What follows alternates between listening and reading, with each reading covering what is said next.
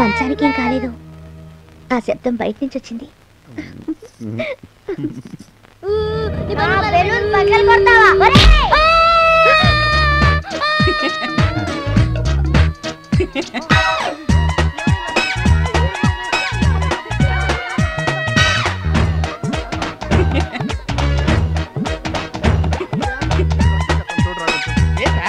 ఏమైంది? ఎవరు కొట్టారు? నేనే కొట్టాను. వీడిని కొడుతుంటే మీరేం చేస్తున్నారు?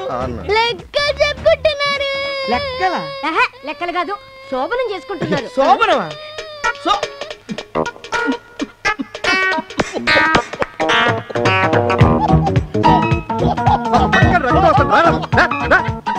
వచ్చి చూడు. అలా ఉండు, ఒక్క నిమిషం ఉండి అయిపోయింది. అరే నేను చెప్తాను.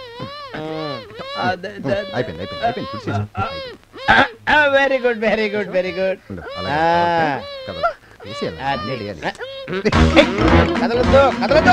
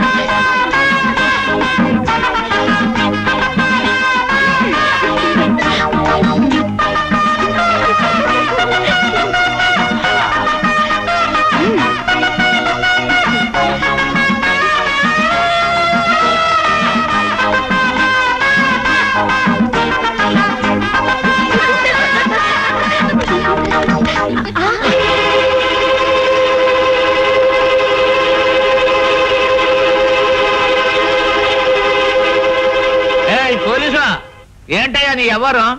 శోభన గదిలోకి పరాయవుడు వచ్చినట్టుగా వచ్చేస్తున్నావు, సభ్యత సంస్కారం లేకున్నానా? అసలు నువ్వు ఇందాక చేసిన దానికే నీ ఉద్యోగం తీయించేసి ఉండేవాడిని. పోనీలే అమ్మ బాబు చచ్చిపోయినాడు అని చెప్పి జాలి తెలిస్తే ఏంటయ్యా పెచ్చలేకపోతున్నావేంటి? ఏంట చూపేంటే? ఓహో, ఎరిచారు నేరం కింద నా మీద కేసు పెట్టి నన్ను అరెస్ట్ చేద్దామని చూస్తున్నావా? అదేమంత తేలికైన పని కాదురా పిచ్చోడా. ఎవరనుకుంటున్నావు? పట్టావి. ఇదెవరనుకుంటున్నావు? సోయానా నా మేనత్ కూతురు. మరి వీళ్ళెవరు అనుకుంటున్నావు? దాని అక్కలు. మరి ఇంట ఉంటే నువ్వు వచ్చి డిస్టర్బ్ చేసి ఎదురుగా చెట్టేస్తాను.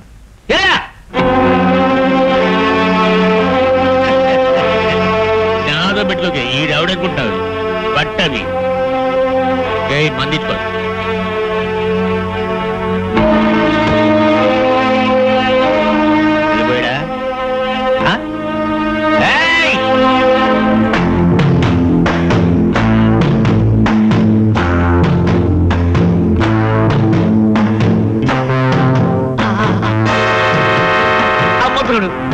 మీ తమ్ముడు అనుకున్న డబ్బా ఇచ్చారు కానీ మీరేం తెలిస్తే మీరు వచ్చి రాగానే మీ కాళ్ళు పట్టుకుని మీ కాళ్ళ దగ్గర పడి ఉండేవాడిని.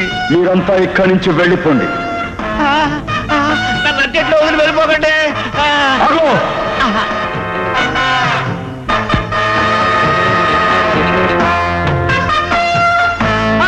అయ్యి బాబోయ్, తుమ్మకి తీశారండి. నన్ను నమ్ముతారా? తప్పదు బాబోయ్, తప్పదు బాబోయ్, తప్పొద్దు, నన్ను తప్పొద్దు, నన్ను తప్పొద్దు, నన్ను తప్పొద్దు.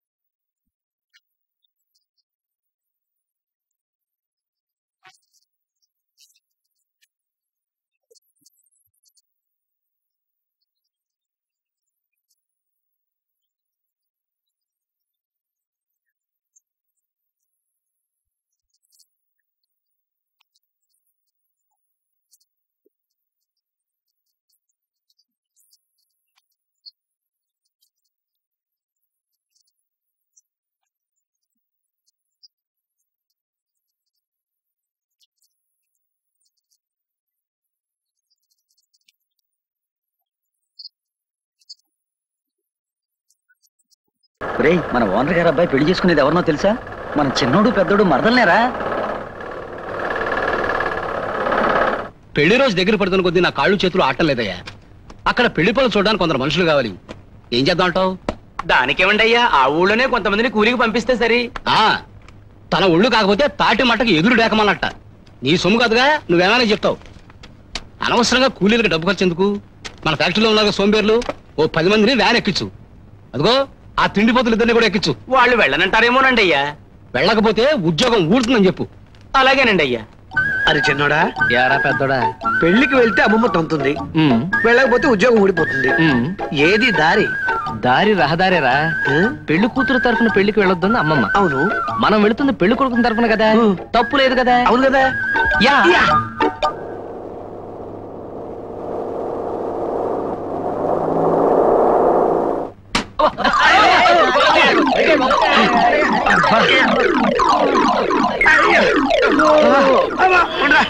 అమ్మా, 100 మైలు బుట్ట బస్సులో వచ్చేసరికి ఒళ్ళు వాచిపోయింది. ఆ వాచిపడం సరేరా, మంచి తిండి దొరక ముందు మొహం వాచిపోయింది. జానమిత్ర బస్సు, అందులో 25 మందిని బట్ట బస్తాలు కుక్కాడు. వేళ్ళలో కాక మిమ్మల్ని విమానంలో తెస్తారటే. మొహాలుడు మొహాలు చాలా ఎవరుకోయా, ఇదేనా కళ్యాణ మండపం అంటే? ఏమీ తెలియదు పల్లెటూరు గుడ్లకి. ఇది కళ్యాణ మండపం కదయ్యా, పెళ్లి కూతురు ఇల్లు.